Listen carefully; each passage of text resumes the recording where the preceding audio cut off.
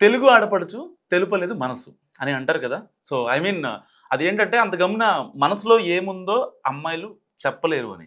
So, దీనర్థం. కానీ ఈ ఆడపడుచు మాత్రం కాస్తంత డిఫరెంట్ భయ్యా. ఎందుకంటే నిత్యం వివాదాల్లో ఉంటూ వాటికి ఎక్స్‌ప్లనేషన్ ఇచ్చుకోవడం ఈవిడకి రొటీన్ అయిపోతుంది రోజు రోజుకి. నేను ఎవరి గురించి మాట్లాడుతున్నానో అర్థమై ఉంటది కదా! సో, మన మంత్రి గారు కొండా సురేఖ గురించి.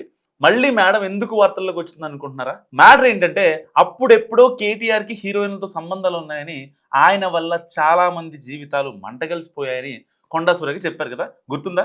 సో, ఒక మంత్రి స్థానంలో ఉండి ఇంత చిరాగ్గా మాట్లాడతారా అంటూ కేటీఆర్ పరువు నష్టం దావా వేశారు. ఆయన ఊరుకుంటారా చెప్పండి? ఊరుకోడు కదా! దీంతో మంత్రి గారికి షాక్ తగిలింది. సురేఖ మీద కేస్ ఫైల్ చేయాలంటూ కూడా కోర్టు ఇప్పుడు ఆదేశించింది. ఫైనల్‌గా మంత్రి గారు కేసులో చిక్కుకున్నారు. మరి కొండా సురేఖని మంత్రి గారు కాబట్టి అరెస్ట్ చేస్తారో లేదో చూడాలి. సో, నేను చెప్పేదేంటంటే ఎప్పుడైనా, ఎక్కడైనా నోరు అదుపులో పెట్టుకోవడం చాలా ఇంపార్టెంట్. లేదంటే ఇలాంటి కాన్సిక్వెన్సెస్ ఫేస్ చేస్తూనే ఉండాలి లైఫ్ లాంగ్.